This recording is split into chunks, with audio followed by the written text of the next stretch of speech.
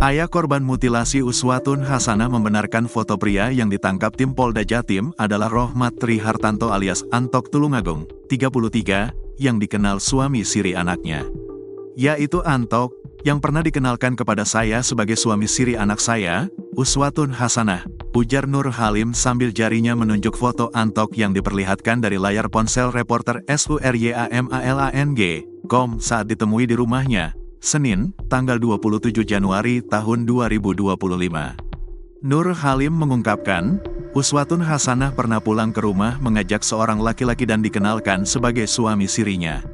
Laki-laki itu, cerita Nur Halim disebutkan namanya Antok, rumahnya Tulungagung.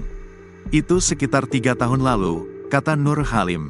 Nur Halim menceritakan itu seusai menemui Kapolres Blitar, AKBP Arif Fazlur Rahman yang takziah di rumah duka ibu kandung korban di Desa Sidodadi, Kecamatan Garum, Kabupaten Blitar, Senin. Kini, Nur Halim merasa bersyukur pelaku mutilasi Uswatun Hasanah sudah ditangkap.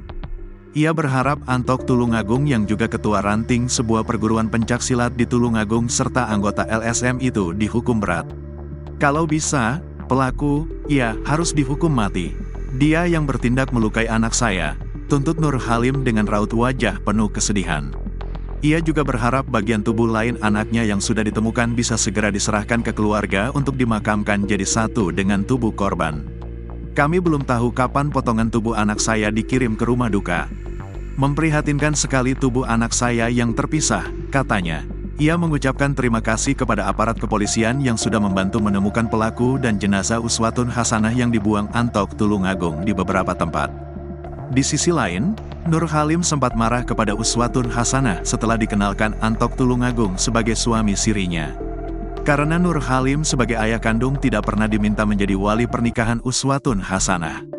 Waktu itu saya sempat marah, saya tidak pernah merasa menjadi wali nikah anak saya, ujar Nur Halim. Ia mengatakan Antok jarang datang ke rumah Nur Halim di Desa Bence, Kecamatan Garum, Kabupaten Blitar. Setahun, Antok datang ke rumah di Blitar hanya 3-6 kali. Tiap ikut pulang bersama Uswatun Hasanah ke Blitar, Antok Tulungagung paling lama menginap 2 hari, lalu kembali lagi ke Tulungagung. Biasanya, 3 minggu kemudian datang lagi ke Blitar, katanya. Nur Halim mengaku tidak pernah mengobrol dengan Antok Tulungagung. Ia dengan Antok hanya menyapa biasa. Setahun terakhir ini, dia memang tidak pernah datang ke Blitar, ujarnya.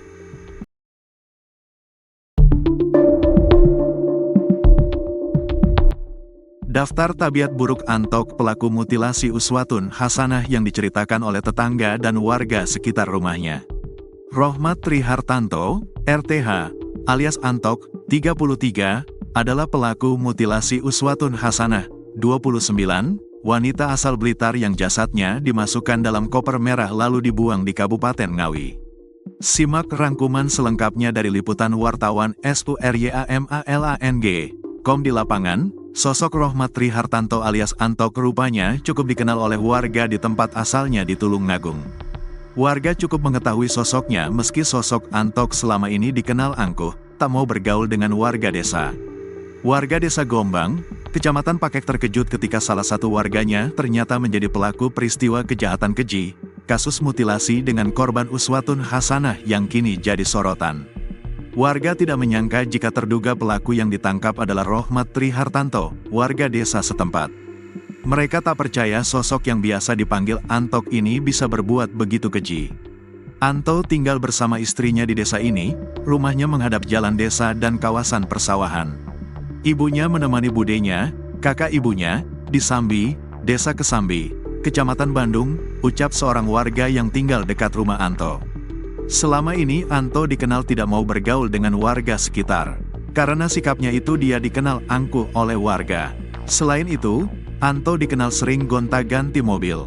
Pokoknya kadang merah, beberapa hari ganti lagi putih, selang beberapa hari lagi ganti warna lain, ungkap tetangga lainnya.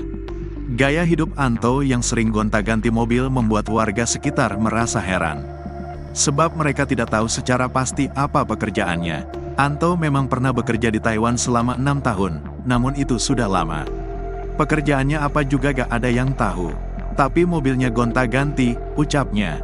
Di kalangan makelar mobil, Anto dikenal pemain mobil, patasan, atau mobil, bablasan. Istilah ini sebutan mobil yang dijual hanya dengan STNK saja.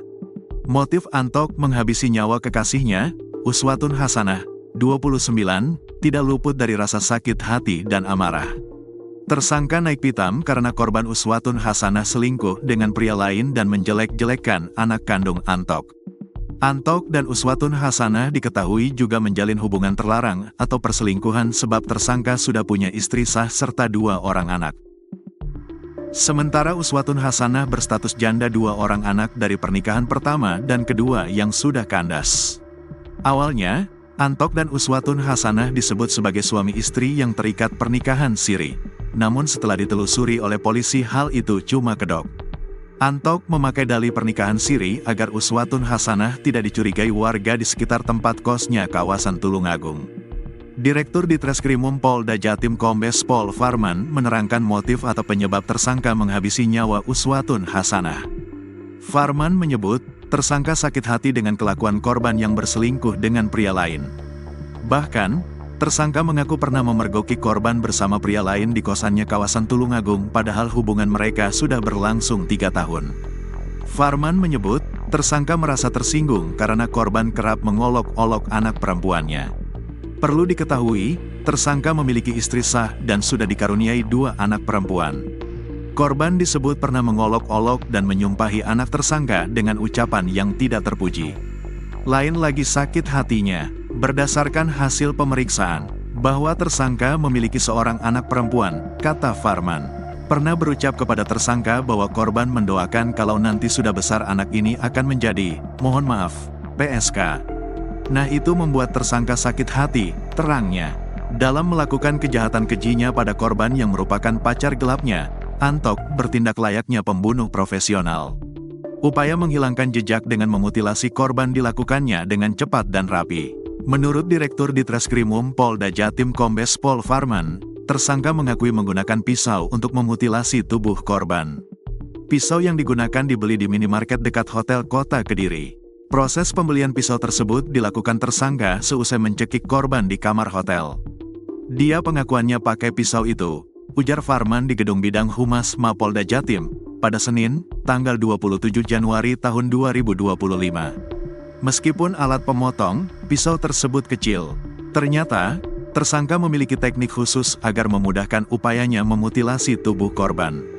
Tersangka membutuhkan waktu sekitar 3,5 jam untuk memutilasi korban, yakni mulai pukul 1.30 hingga pukul 5 waktu Indonesia Barat, sesuai bukti rekaman CCTV di teras kamar hotel yang disewa tersangka. Lalu dari mana tersangka memperoleh pengetahuan dan kemampuan teknik pemotong semacam itu?